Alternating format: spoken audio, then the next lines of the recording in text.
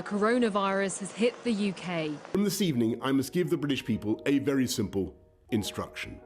You must stay at home. We intend to allow all other non-essential retail, ranging from department stores to small independent shops, to reopen. The virus is spreading even faster than the reasonable worst case scenario. That means the government is once again instructing you to stay at home. Hi, my name is Aldrich. I'm a final year engineering student at the University of Sheffield, and in this video I want to share with you what I've learned during this pandemic. I've read this article online and it pretty much showcased a bunch of photos describing what quarantine has done to the UK. It made me reflect on my time during this pandemic, and I wanted to share with you the few things that I've learned about myself and overall during this time. Think of this video like us two trying to get a cheeky Nando's, you know, we're having a chit chat, catch up session, we're talking, you know, we're eating good food, we're talking about life, what we've been up to, what we've been struggling with, what we achieved, you know, them kind of things. And, you know, we talk about our feelings, and that's the kind of direction I want to take this video in. The first thing I've learned during this pandemic is that it's okay to feel sad and to be unproductive. Obviously, too much of anything is unhealthy, but from one of my previous vlogs, I broke down like couple times in like the span of 2 minutes or something, and those were one of the days where I did feel sad, I did feel unproductive, I did feel like I was just not on track, and that's okay.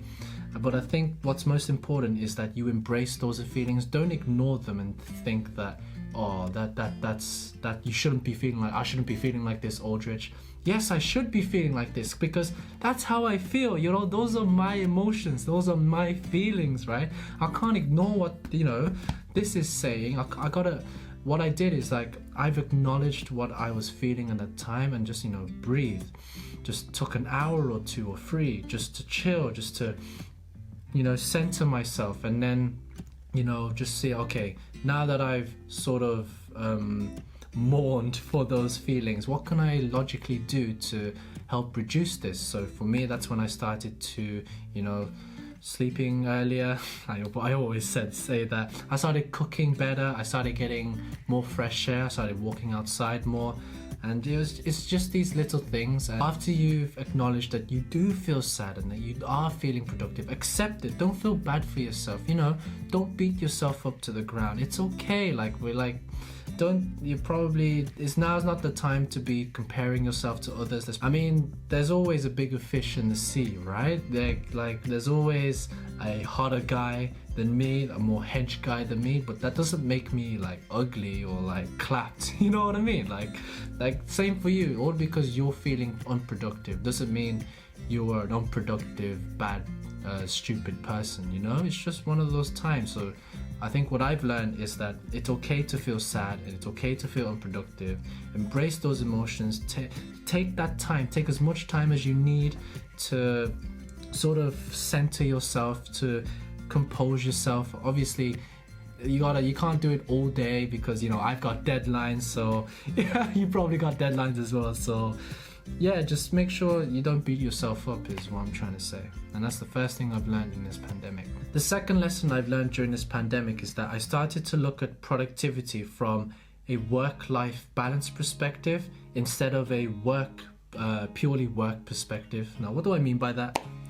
So I've had a lot of I always go into deep convos with my brother about this and some close friends, and we talk about what is productivity. Like, how do we output a certain amount of work in a given period of time? Oh, we do this revision technique, we do mind maps, we you know, all the active recall, spaced repetition. You're probably aware of those techniques, but I think being productive is much deeper than that. And since uni content is constantly being thrown at me online and I'm constantly trying to review it, it's not just about doing all these techniques of active recall and stuff.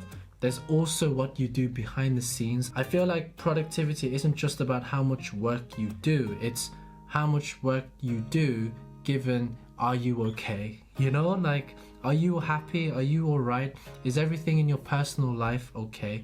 It's that life balance part. It's that work-life balance, that life part, you know. Is your personal relationships okay?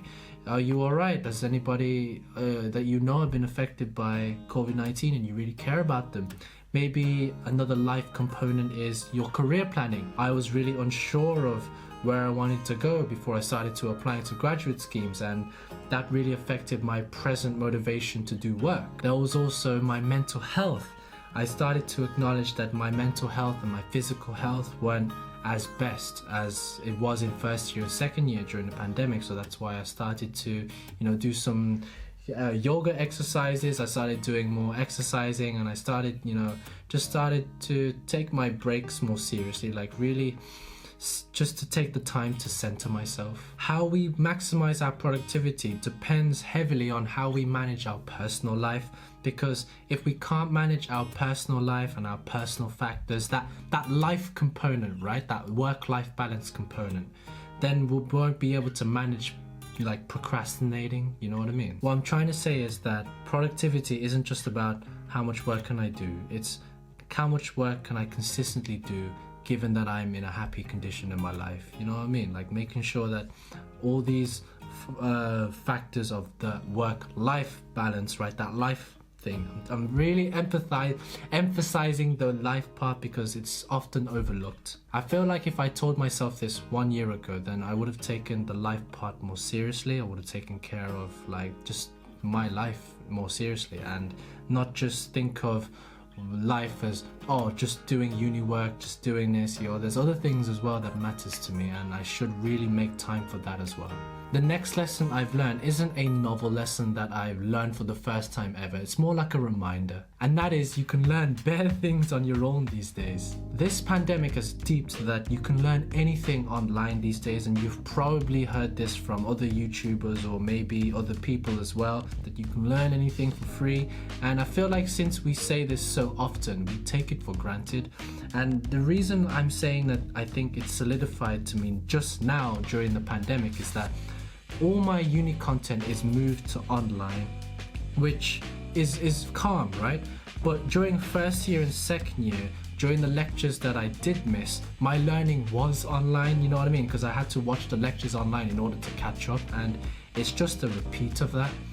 And some of the lectures some of the lectures are just hard to understand, and then that's when I need to rely on other resources online or books or whatever to learn the content I'm supposed to know. Some of the things I've learned in my own time is edit YouTube videos. I've learned how to become more comfortable on the camera. I've learned about lighting for videos. I've learned about like how to cook better. I've also, I feel like my uni course is like this structured, rigid course that I need to follow and stay on top of, whereas learning anything you want is a flexible course for yourself where you control and have the freedom to do the work whenever you want, wherever you want, and how much you do, you know what I mean? The lesson I learned here is that I don't take for granted that I can learn anything for free online whenever I want, and I can choose whatever I want to learn. And it's this mindset of, I get to learn this, not, I have to learn this, you know what I mean? Another thing that I've learned about myself is my personality type. It was funny because back in Brum, when I was with my brother and my family, we did personality tests.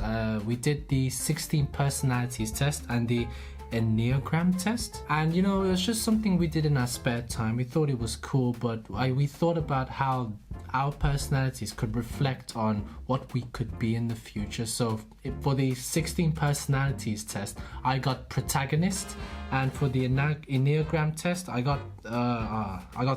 can't remember. But I feel like these personality tests are really cool, so you become more aware of what your strengths are, what your weaknesses are, and what you like and what you dislike.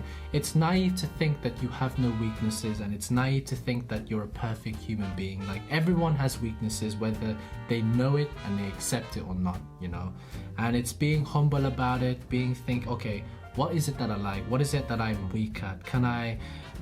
Do I want to improve this? What could I learn? And I feel like knowing what your personality type is, it's just nice, right? It's just nice. I'm not saying that like personality tests will like solve your problems, like, if I know that I'm a protagonist, then I can, do this in life, and it ain't that. It's just awareness of what you might be like, your internal self. And I think that self-awareness of your own character is just nice to have. So those were the main things I've learned during this pandemic. And to sum it all up in a nutshell is that What I'm trying to say is that I've not solved everything out. There are still problems in my personal life that I want to address, like my mental health, my physical health, my close relationships, my friendships as well.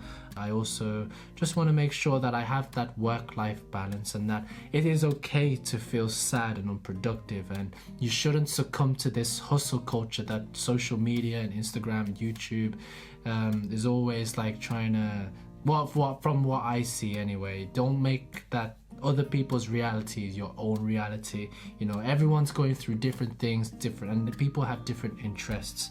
It's also being just ambitious with what you want to do in life, and being able to solve those kind of questions is difficult, but you gotta remember, like, no one's gonna know the answers straight away. It requires like time and effort into these things. So, but yeah, safe. Boy, June 21st. Oh, June 21st. Are you gassed? Like, come on, June 21st. Just think about it like that, June 21st.